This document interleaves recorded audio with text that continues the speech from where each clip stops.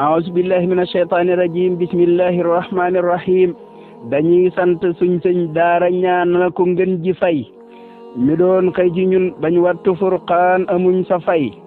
Sëriñ Bamba ne wennu xaraf junni moo ca yay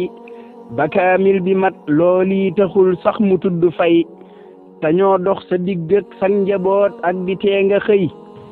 li ñuy fay du teelaa leb na ngay ñaan ñu màgg fay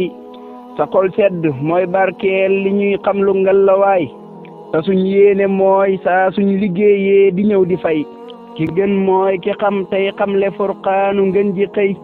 ka ciy def da koy dundal ka seetaan da leen a rey sa jëf rëy na moo tax ñun ñu jug jéema saddi way dañoo am li gën duniyaa wa uxra ba buur di fay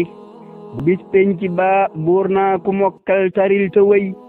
ca aljanna yee fooyam duggal coono jeex na tey